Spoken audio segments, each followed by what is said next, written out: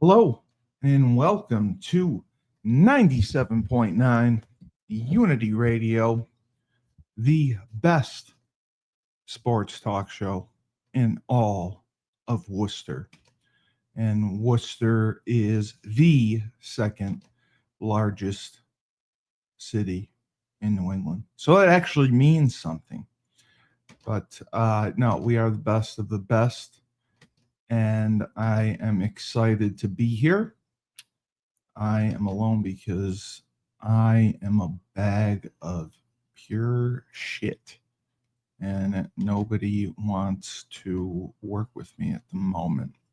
So Moneyline is here, and luckily you get um you get me. You get just me. So isn't that great? You get just me. I am it. I am he, I am them. I am it. So we're gonna talk some football, a lot of news going on. And I figured a wonderful place to start would be with the Dallas Cowboys. The Dallas Cowboys are in heated negotiations with none other than Micah Parker. Micah Parker. Now, Jerry Jones has been doing this the last couple of years. I don't know if it's just because he believes he's going to get a discount or dragging out negotiations is just, obviously the way to do things. But history has proven he is a complete and utter buffoon, because in the end, he ends up paying anyway. So he did not feel that Micah Parsons was necessarily worth the money that he wants.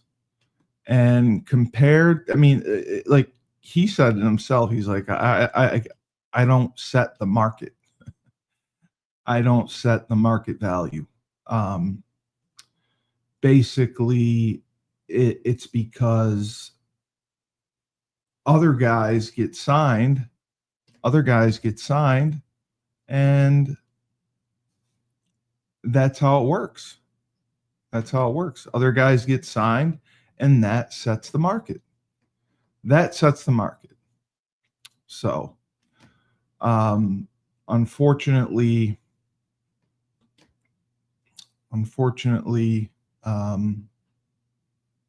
Micah Parsons is unsigned, and it is bad. It is bad because he is obviously not getting paid. He's not getting paid what he should be getting paid.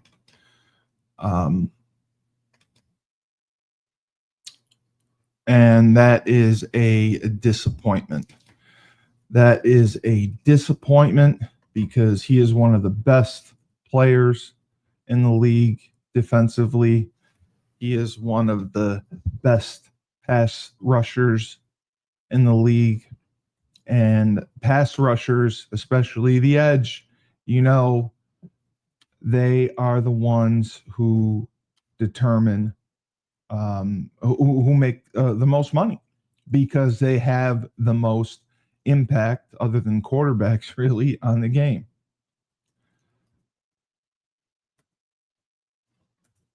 All right. So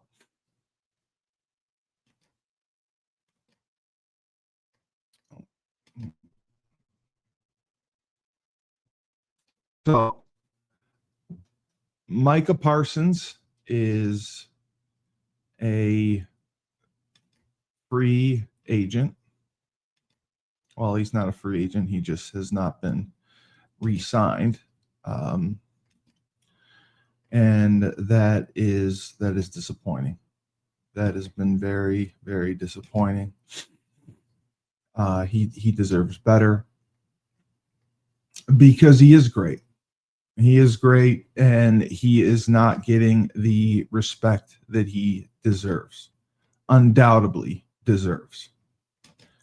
And it's frustrating to see that happen. It's frustrating to see that happen. So the Dallas Cowboys could obviously fuck up a wet dream. Jerry Jones in the spring decided to, fan the flames a little bit, saying, "Oh well, Parsons missed 6 games with an injury last season. It was actually 4." And then Parsons responded by publicly requesting a trade. So you want a guy who's a difference maker, who's a generational player. You'll want to re-sign him. And so instead of saying glowing things about him, wow, what a difference he's meant to the franchise, and we wouldn't be where we are without him, he lambastes him for being injury prone. Now, this doesn't necessarily mean anything because Myles Garrett from Cleveland, another edge rusher, another dominant force, he requested a trade and they got a contract done because they realized the importance of Myles Garrett to that defense, and they realized they needed that defense to win games because obviously the quarterback position wasn't. So Myles Garrett got a new contract, and it was kind of poor for Micah Parsons. Well, not poor for him. It was poor for Jerry Jones because it reset completely the market for edge rushers.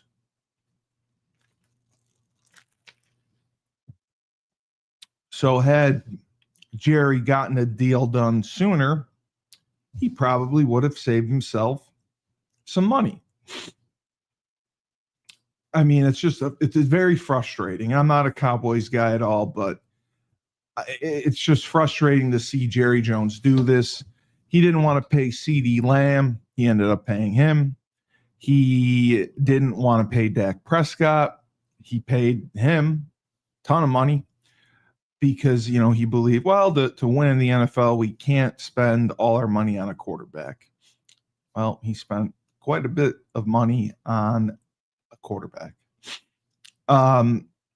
The Patriots, on the other hand, which I love, the Patriots were Bill Belichick, hard-nosed, complete opposite. They had a system, team first, salary cap is managed. This is the money we're going to spend. We're not deviating from that. You can hold out, you can cry, you can whine. It is not changing. So what I found funny was reading Corey Dillon, the running back who was on, I believe, one of the championship teams, wanted more money. He ended up taking a roster cut.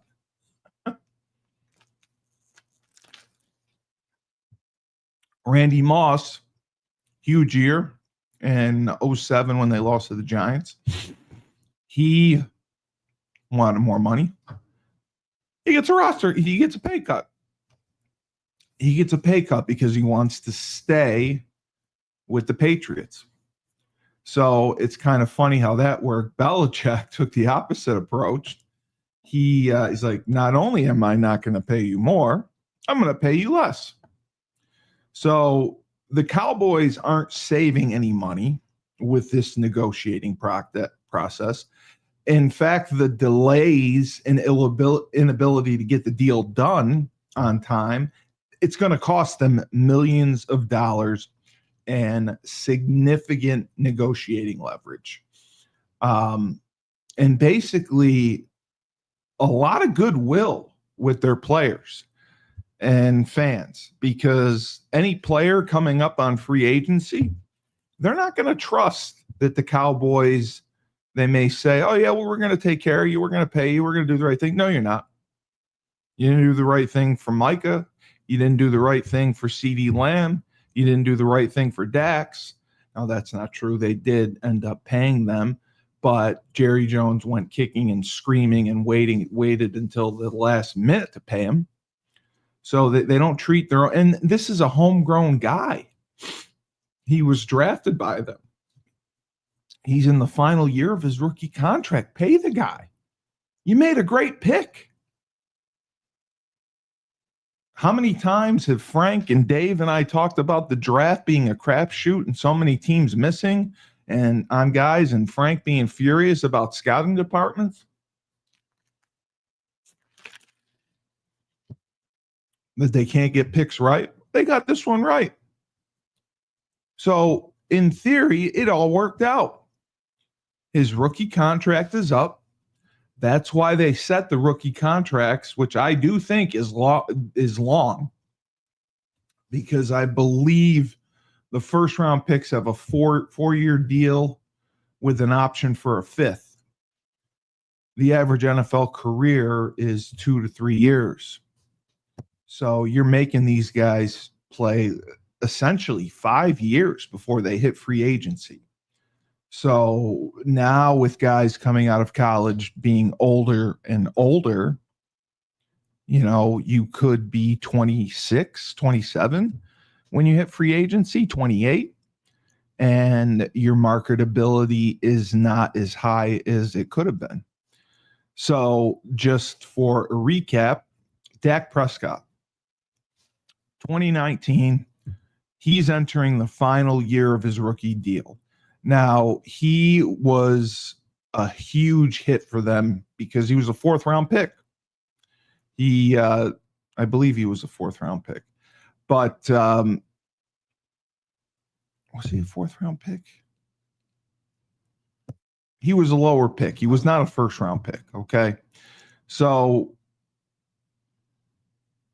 he had been one of the league's biggest bargains because he was a lower pick. So he had wanted a deal worth more than $30 million per season, okay? And the Cowboys pretty much laughed at it, which means Jerry Jones laughed at it.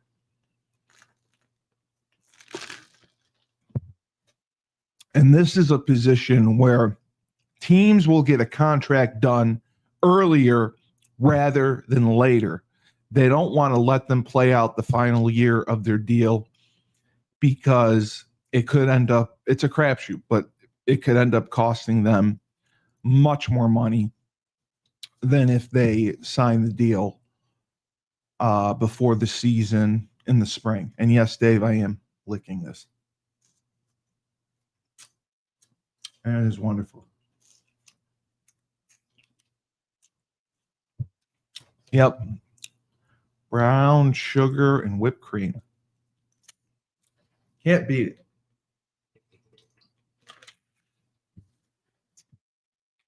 So what happened was they let him play out the final year of the deal.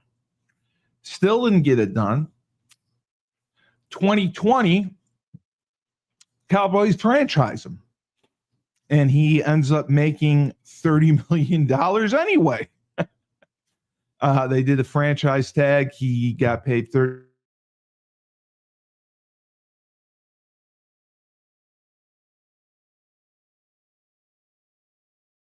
$100 million in guarantees, but it's unclear how much of the money was fully guaranteed as opposed to being partially guaranteed in case of an injury. So Prescott in position to make $37.7 million on a second franchise tag in 2021, and then he would be an unrestricted free agent after that year. He's 29 years old, and now he's got more leverage than ever on the organization because he played out the final year of his contract. He did well, and they franchised him. And he showed the following year, even the 2020 season was ruined because that's when he had the season-ending ankle injury. He got a larger contract from the Cowboys. because they didn't want to lose him for nothing in free agency the following season. He signed a 4-year, $160 million deal, $40 million per year. And he was able to get a no trade clause and a no tag clause, which gives him the ability to hit unrestricted free agency at the end of the extension. So, again, he had a year left on his deal in 2024. The Cowboys had no choice to get Prescott another player-friendly deal, an extension, 4 years, $240 million. It made him the first player in the league to average a $60 million salary. $60 million per season. $60 million broken down by 16 games. That's quite a bit per game. And they didn't get the deal done until the first Sunday of the regular season. And out of that, he got $129 million guaranteed. So because the Cowboys waited, they kicked and screamed. They ended up losing twice on deals with Dak Prescott, having to pay him more than they would have had they gotten the deal done. So that's what's funny about it. Brock Purdy, who in many ways became the successor to Prescott, is a quarterback whose day 3 rookie contract was a massive bargain. So I was right. He was a 4th-round pick. He signed a deal worth $53 million per season with the 49ers. The salary cap increased significantly between 2024 and 2025. So that was part of it. Josh Allen's 6-year deal with the Bills was essentially a new contract after wiping away what was left on his old deal. But even that came to $55 million per season. So teams appear to see the Prescott deal as an outlier and have convinced players' agents accordingly.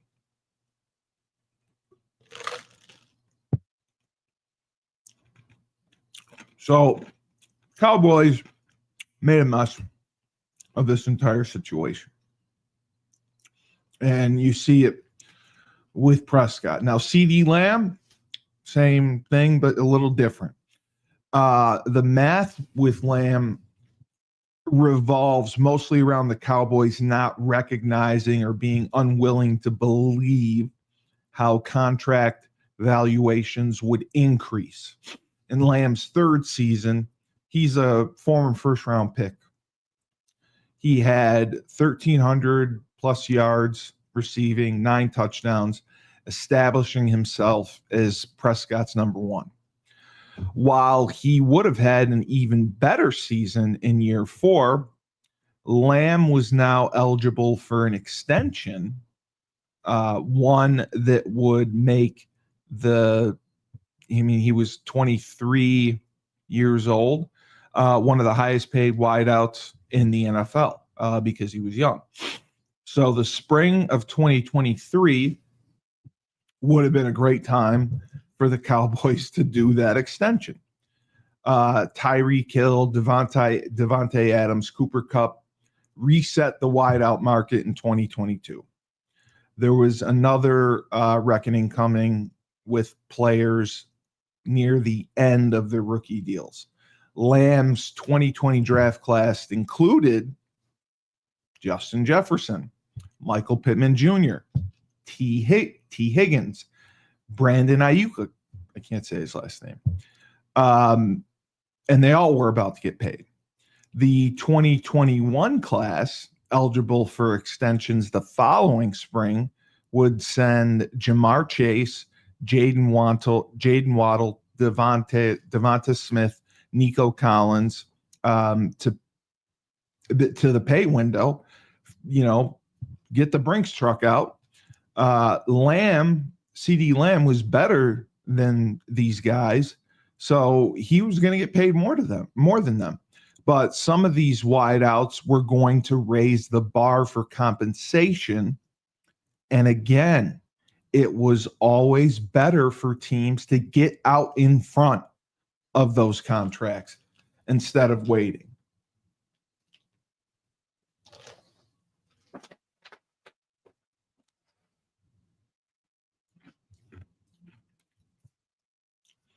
Because this is where we would see Jerry Jones let the market set itself first, and then he ends up basically overpaying a lot of times for guys because he's not proactive, as they say. He's reactive. Yes, I'm licking brown sugar because I am the best podcast radio host in the universe and a bag of shit. So the contracts this year basically stagnated. The biggest contract signed by any wideout in 2023 was a 4-year, $44 million deal. Allen Lazard. Allen freaking Lazard inked with the Jets, basically because he was Aaron Rodgers' buddy. Ayuk and the rest of the 2020 class all played out the fourth year of the rookie deals. And maybe there was never a scenario where the Cowboys agreed on a deal with Lamb in 2023. You know, I would think that the Cowboys are worth like $10 billion. They're an enterprise. They're a business. They're an organization, the best of the best. I figured they would have completed a deal with CeeDee Lamb, but no, let's not do that. He plays out his final year, 1,700 yards receiving. It was the first time, well, I don't know if it was the first time, but he was a first team All-Pro, and there was no question, no debating, no thought process about Lamb's importance, not only to Dak Prescott, but to the team. And now he is 1 year closer to potential unrestricted free agency because he's coming up on his option year. So the Cowboys had him on a 5th-year option for $17.9 million in 2024. But they would have to franchise tag Lamb in 2025 and 2026 without a new deal. And they weren't in real danger of losing him. The Cowboys didn't want to play the franchise tag game again because of how it worked out with Prescott. So 2023 would have been the best time to sign Lamb. He had a great year. And then the other best time would have been the spring before the 2024 season, the final year of his rookie deal. And, they could have been the ones setting the market. So Jerry Jones drags his feet, and instead of setting the market, the Eagles get their work done. They signed Devonta Smith, the Alabama receiver, $25 million per year. Lamb's closest, basically his closest competitor is a receiver similar to him, was St. Brown, who signed for $30 million per season. The Eagles then extended A.J. Brown the same month on a new deal, $32 million per year. And then Nico Collins signed for $24.3 million per year, which was a bargain. And again, Lamb is miffed. The following week, the domino of all dominoes fell, came crashing down.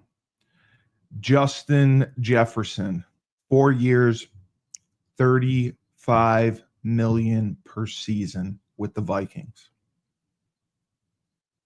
Wow. And he earned it.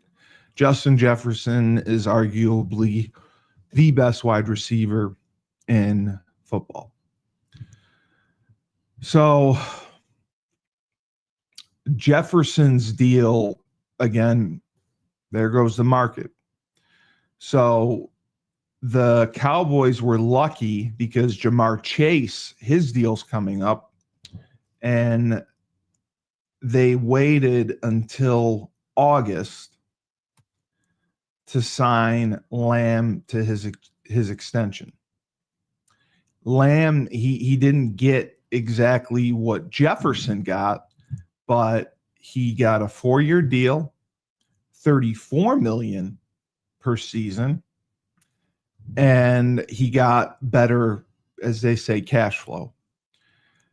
$93 million in cash earned over the first 3 seasons, was second behind Jefferson and more than $14 million ahead of anybody besides him.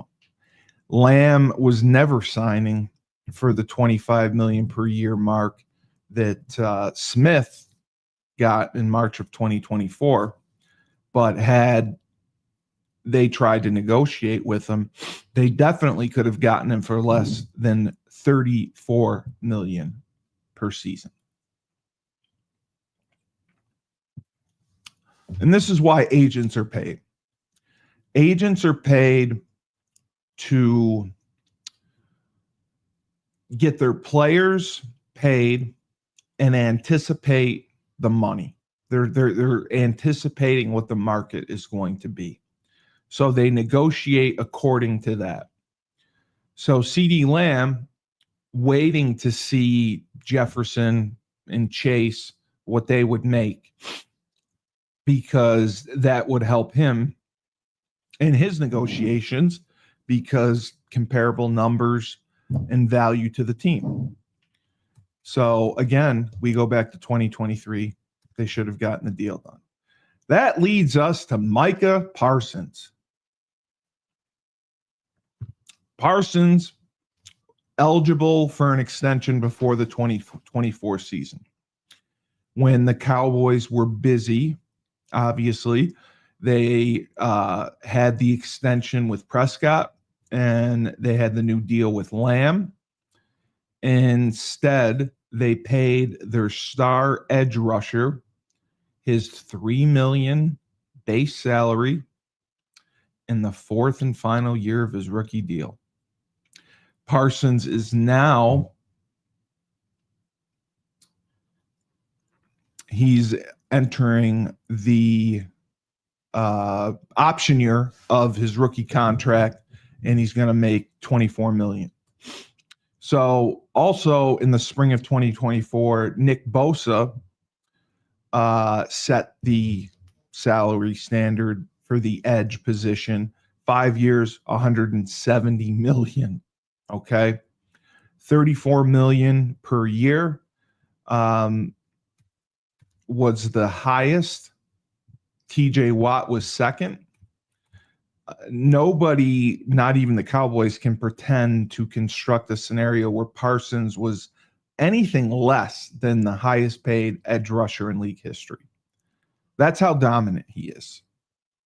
Lawrence Taylor, maybe, but he is a difference maker who gets after the quarterback, makes plays.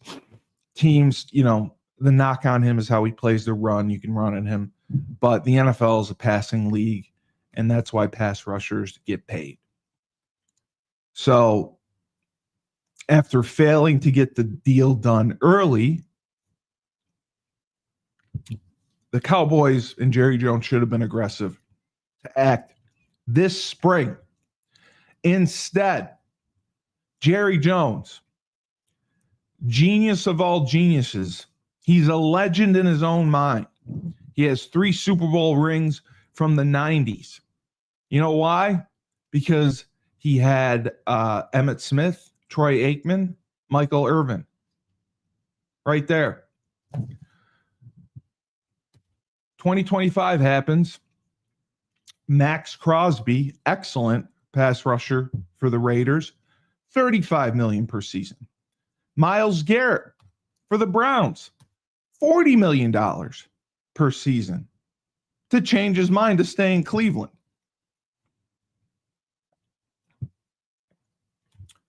TJ Watt, Pittsburgh, 3 years, $123 million extension, $41 million per season.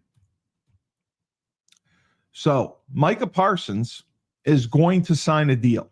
Whether it comes with the Cowboys or somebody else, it's going to top everyone. It's going to top Watts' average salary. It's going to top Myles Garrett's salary. It's going to top Crosby's salary. And not by $10. The most likely contract, he's going to get 4 years. He'll get 172, 175, 176. And I guarantee from what I'm reading, he'll average 43 to 45 million a year. And he's got 24 million in the bank guaranteed for 2025. So count that in. 5 years, if he signs a 4-year deal, he's going to get 196 million, averaging 39 million a year. If Parsons really decides to play hardball, and I think he will, because he's frustrated. He feels disrespected. He feels lied to, and he feels underappreciated. He could play out his 5th-year option and force the Cowboys to franchise him like they did with Prescott. Now, Parsons would earn $27.7 million in 2026 if they franchised him. And if they wanted to do it again, it'd be $33.3 million. Then he would hit free agency at 29 years old. That's not the best case scenario because he has been injured and age is a factor. So the Cowboys are complete morons.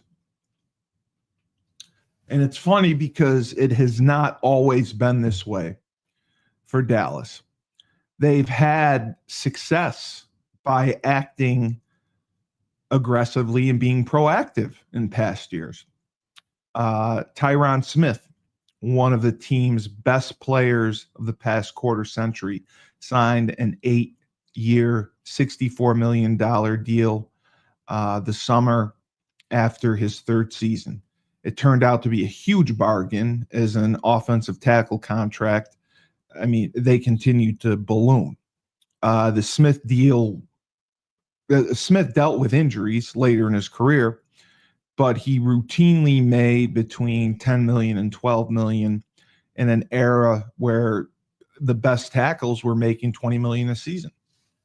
So they did a great job there. Not every deal played out well. Ezekiel Elliott. He held out in Mexico after his 3rd season before signing a 6-year, $90 million extension.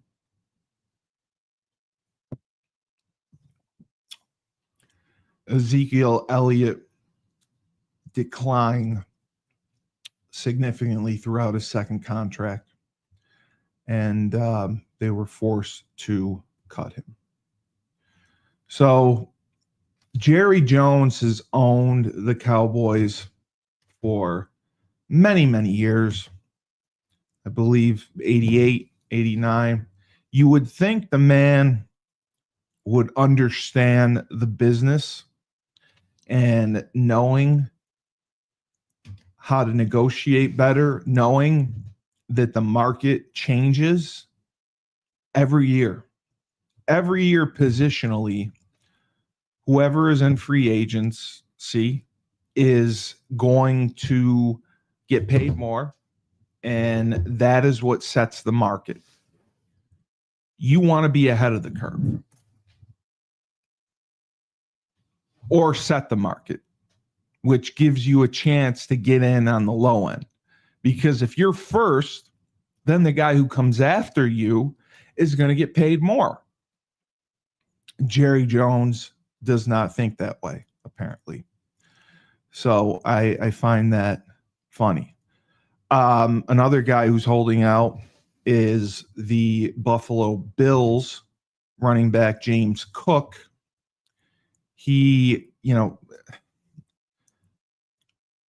I believe in running the football. I was an offensive line coach. I know the importance of having a running game.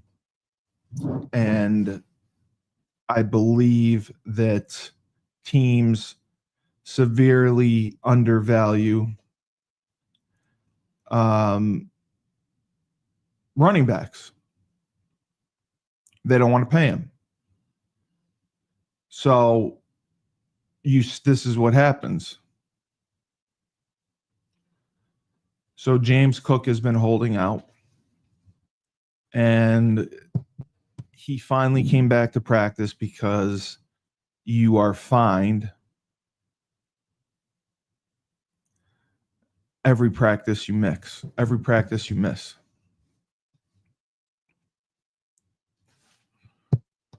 So James Cook came back. But again, running backs are undervalued. Saquon Barkley, good for him. I believe he's the first running back to ever get paid $20 million per season. James Cook is 25 years old, and he did dress for warm-ups against the Giants, but he did not play. I hope he gets paid because, again, I think running backs are mistreated. Their salaries have taken a dip. People view them as a dime a dozen, and that's crap. Going to the Shadeur Sanders talk of the week. The Browns had a victory in their first preseason game. I believe, it was against Carolina. And Shadeur started because of some injuries. They held Joe Flacco out. Gabriel, I believe, has a hamstring injury. And Kenny Pickett does as well. Shadeur Sanders comes in, starts, plays well. He doesn't get praised up and down by Stefanski, the head coach, but it's a preseason game. You're not seeing the best of the best. But I think it's good for Shadeur. He did mouth off to one of the reporters after. Good for him. Will he be the starter? That's a tough one. I don't think Kenny Pickett is an NFL starter, but Cleveland may go with him. Joe Flacco at 40 years old could be the best choice. I may go with Joe Flacco and then see how he does 5-6 games in. If you're out of it, throw Shadeur in. Go with Kenny Pickett. See what happens. But I think Flacco possibly gives him the best chance to win. And then looking at some of the other quarterbacks, Geno Smith, I think, is going to play very well for Las Vegas. The Raiders need stability at quarterback. He brings that to the table. Sam Darnold, excited to see him with Seattle. I think he is going to dominate and continue coming back from the dead. Baker Mayfield, Tampa Bay, another guy dead and buried, came back from the dead. We talk about this. Teams give up on quarterbacks too fast. And it's just because there's so much pressure in the league to win on the coaches. Therefore, it's on the players. So if a quarterback isn't producing, you're not getting time to develop, which is why I hope greatly the New York Football Giants sit Jackson Dart all season. Sit him all season. Let him learn. Don't put him out there. Don't put him in a position to get beaten up, and don't put him in a position where he's going to struggle. You want to put him in a position to succeed. I believe the quarterbacks who are able to sit for a year or two have a much better chance of succeeding. Kenny Pickett sat last season behind Jalen Hurts in Cleveland and Philly, got a Super Bowl ring. Hopefully he's better for it. So that's what I hope for Jackson Dart. Brock Purdy, I think he is worth every penny, and it's because he knows his role. He knows he's a facilitator, but he's also a great leader, and the guys look up to him. Mr. Wells, who was on last week, said, when you go into a huddle and there's grown men in there and you're 22 years old, you have to command their respect. You have to earn it. So it'll be interesting to see what happens there. I think Brock Purdy has already earned the respect of his teammates, and San Francisco is going to flourish. There was an article I saw. Here it is. Stalkers. The unsettling rise of athlete stalkers. It's not funny. I'm sorry. So, the internet has brought us many great things, and it can also be a terrifying place. Basically, you're getting a glimpse into the lives of prominent Hollywood stars, prominent athletes, because of social media. The athletics investigative team is publishing a stark series of reports on stalking in sports. It's not a new issue, but incidents has proliferated as athletes and teams are ever present on social media. I am present on social media because of podcasting. Personally, I do not like social media. I think it's toxic. I think it's negative. I think a lot of bullying goes on, but people are able to make a career from social media. People are able to make millions from social media because being creative, being entertaining, being a personality, if you get clicks, if you get views, that gets you paid. And some people go over the top to do that. Some people naturally have talent and the gift to do that. I have neither. There aren't hundreds of thousands of people watching my clips, my shows. I just don't have it. And I don't promote it. But there's others who do. And the problem with social media for athletes, you're getting a glimpse into their personal lives. So stalkers get a feeling, this is my friend. I know them. They're my buddy. It gives them an unrealistic perspective. And it's sad because it's getting worse. It's getting worse. So last year, because it's UConn and I'm a UConn guy, A 40-year-old man was arrested after professing his love for Paige Beckers. The man said he was planning to propose to Beckers and would choose to die if he could not be with her. That's a bit extreme. Paige is prominent on social media. That's not her fault. She makes money being prominent on social media. She's entertaining. She's engaging. She's funny. She is someone who is polarizing and charismatic. So, because of her presence on social media, she's going to get a stalker. People are going to stalk her because of it. That's sad. That's sad because she truly has fun with her teammates and giving fans a glimpse into her life on social media. And this happened. Way back in the day, a woman stalked NFL wide receiver TJ Houshmandzadeh, played for the Bengals, to the point where she changed her last name to Houshmandzadeh and used it to gain entry into the gated community where his family lived. Crazy.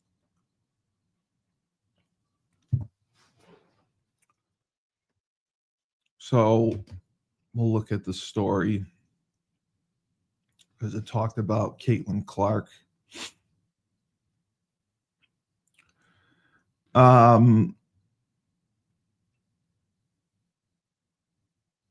Let's see. So this has to do with UCLA. Okay. Valentine's Day 2023.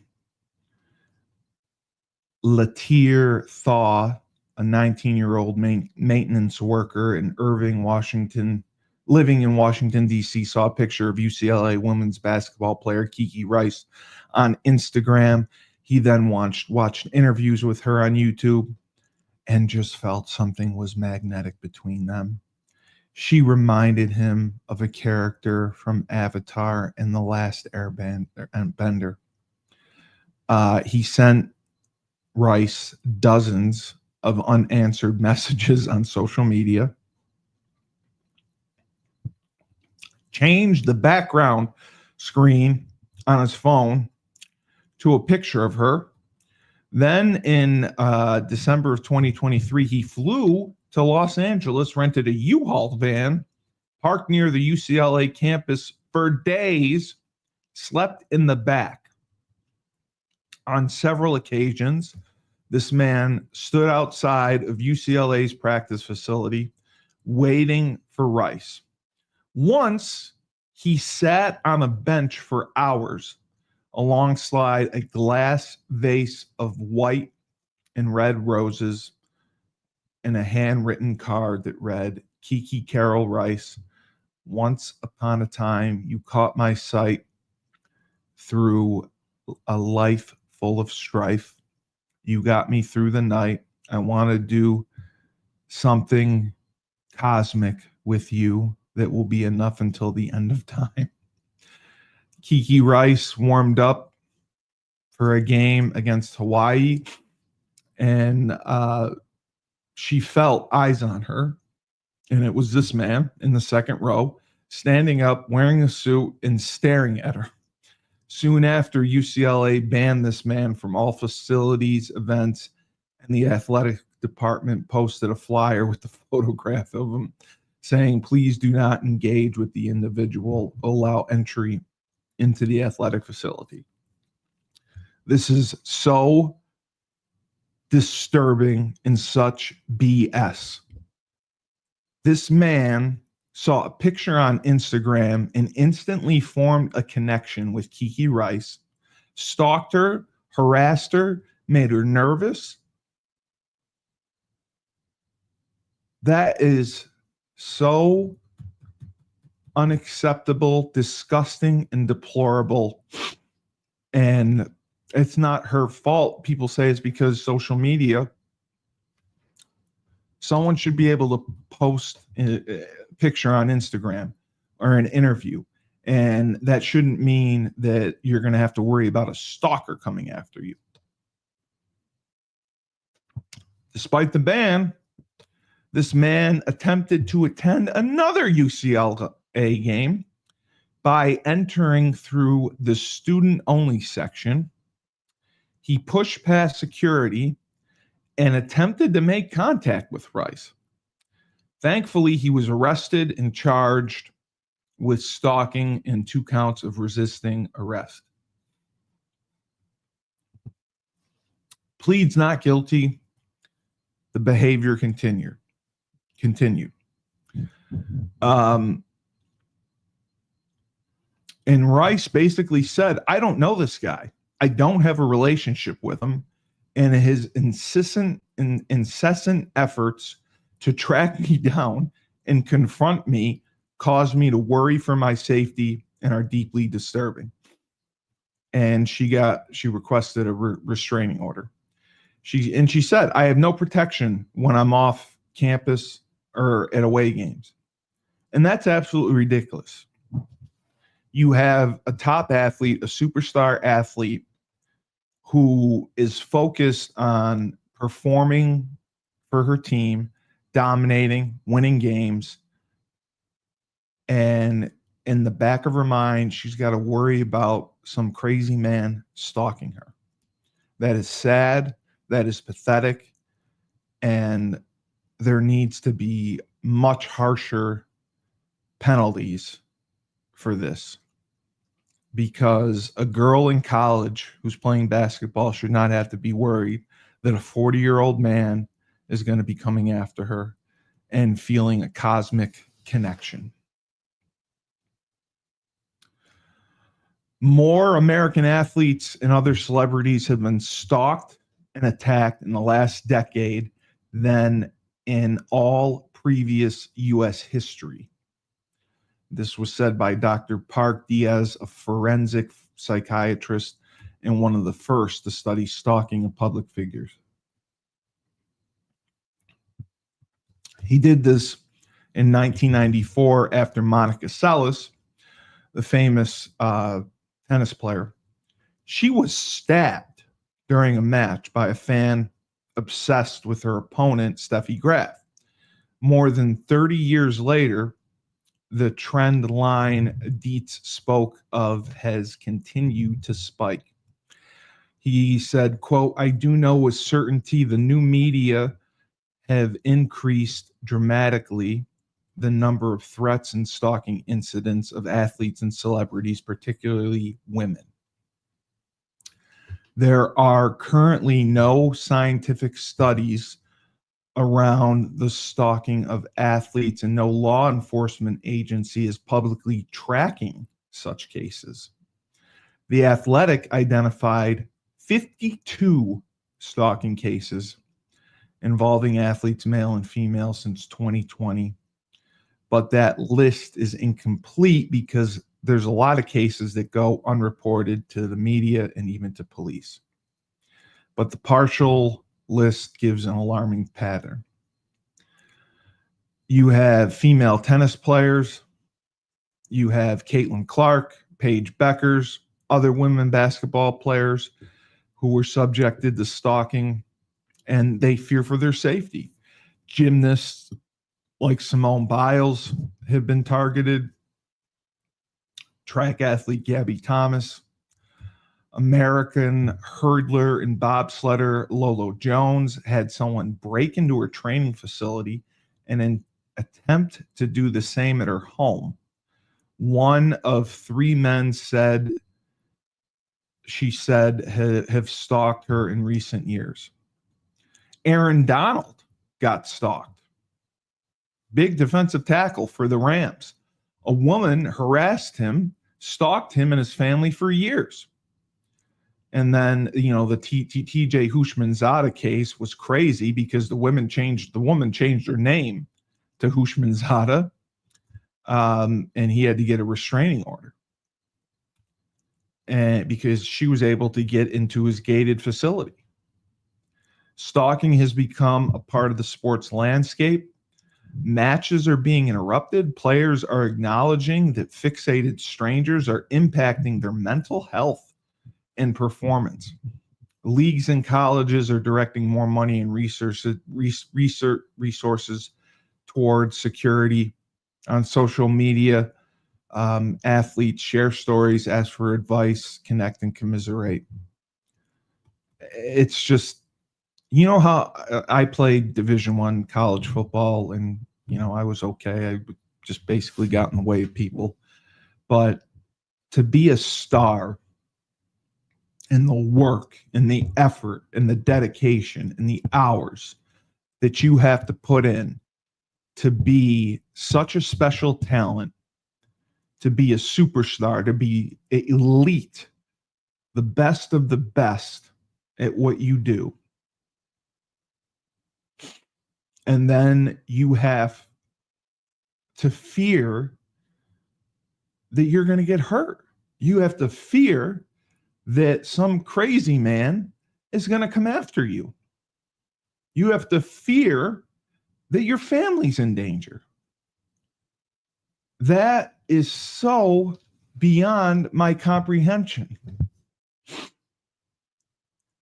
It's so hard enough. It's hard enough to play Division I sports. And then it's even harder to be a successful Division I athlete. Someone with notoriety, someone who's a star. You're putting all that time and effort in,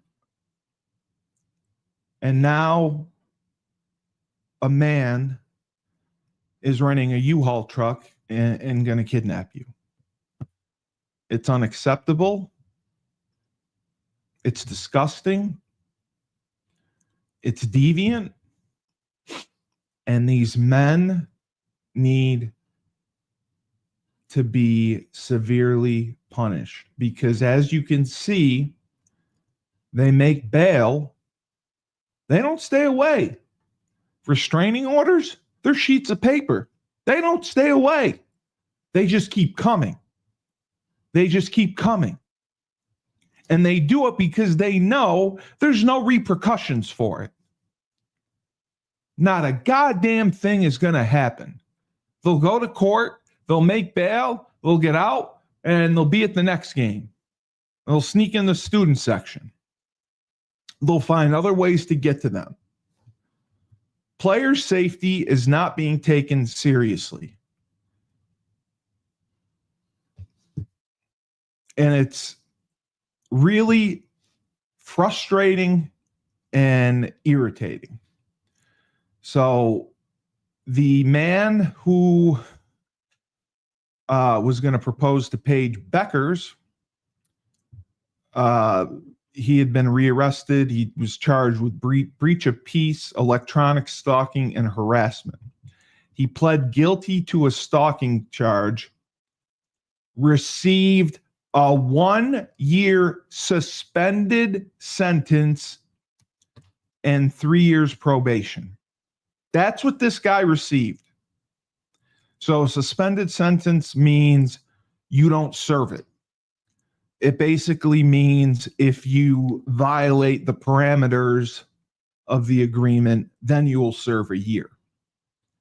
And then he got 3 years probation. And he's banned from going to UConn, any arenas, any hotels or practice facilities where the UConn women's team is present. Well, there's no way really to police that. There isn't.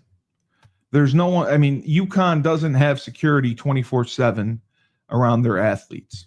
I wish they did, but they don't.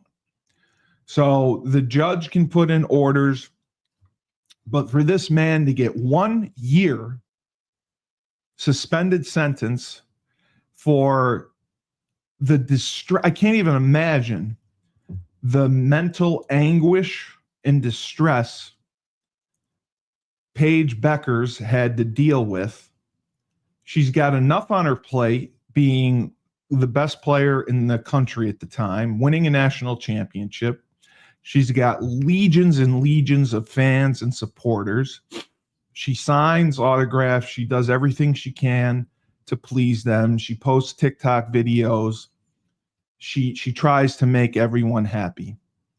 And this poor girl who does nothing but good, brings nothing but good and kindness and love to our society, has a crazy man coming after her.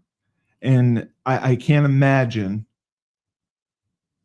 how scared she must have been, how worried she must have been, how many sleepless nights she must have had. And that's wrong. And nobody's doing anything about it. A 1-year suspended sentence? That judge is a buffoon. That's what you give him? And the district attorney? You think a 1-year suspended sentence? You think that's enough? You think that's going to deter the next man from stalking a female athlete? He's out. He's already out. He's probably at a UConn hotel. He'll be at a UConn women's hotel this season, stalking more girls. Because there's no security to stop him. Nothing to hold him back. And there's no consequences for his actions. All that he did, the consequence for his actions, 1-year suspended sentence. Whoop-de-frickin-do. That means nothing. That means you get to go home and sleep in your bed. It's unbelievable. So this January, 55-year-old Texas man Michael Lewis was arrested and charged with stalking Caitlin Clark. Lewis sent a series of sexually violent messages and threats to Clark via social media before he drove 13 hours to Indianapolis with the intent to be in close proximity to her. He messaged, been driving around your house 3 times a day, but don't call the law just yet. I'm getting tickets. I'm sitting behind the bench. And then he made an implicit or explicit threat, which also was made with the intent to place Caitlin Clark in reasonable fear of sexual battery. Clark told police she feared for her safety, and she started to alter her appearance in public because of this guy. So in late July, this man was sentenced to 2.5 years in prison after pleading guilty to stalking and harassing Clark. There is currently no contact order in place, and the guy's banned. Okay, he does all this, 2.5 years in prison. So 2.5 years, he'll probably serve a year, maybe. Then he's back out. He's back out. He's the no contact order. Who enforces that? Who enforces that? He can go wherever he wants. He can do whatever he wants. And Caitlin Clark is going to have in the back of her head, God, he's out. And half the time, as we saw in the Aaron Spencer case in Arkansas, the families aren't notified when the offenders are released. So Caitlin Clark could just be at a game, and this Lewis dude could be there in the stands just waving to her. She has no idea. She had no idea he's out. So it's disgusting. It's so disgusting. And the laws need to change to protect women because this is out of control. This is out of control. And these women deserve better. They've built the WNBA into something special. Female athletes are more prominent than ever. Little girls look up to them. More little girls are playing sports all the way up because people like Caitlin Clark, people like Paige Beckers, they're role models, they're idols to them. And it's sickening that these stalkers 1-year suspended sentence, 2.5 years in jail. Yeah. You think that's going to deter anything? Crap. Absolute crap.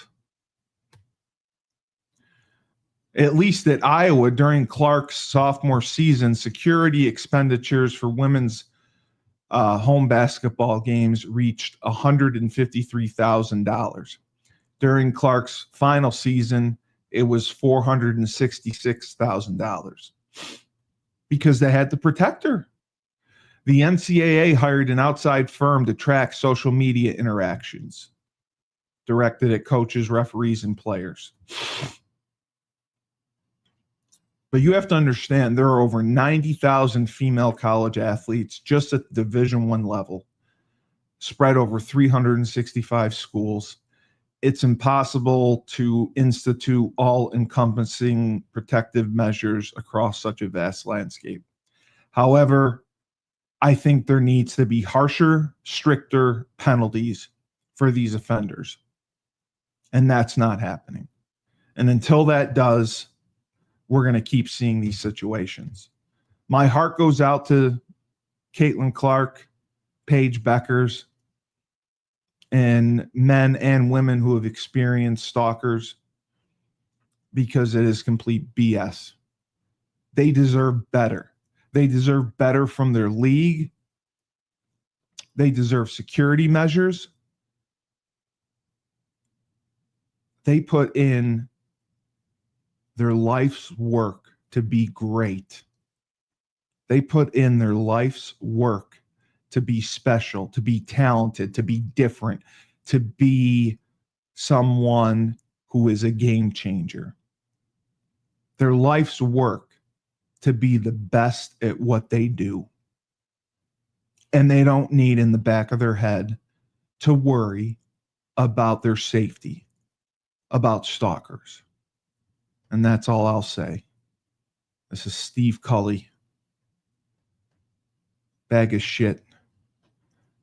Best podcast radio host in the universe. This is 97.9 Unity Radio. This has been Moneyline. Remember, when life gives you lemons, don't make lemonade. Take 2 oranges, throw them right back.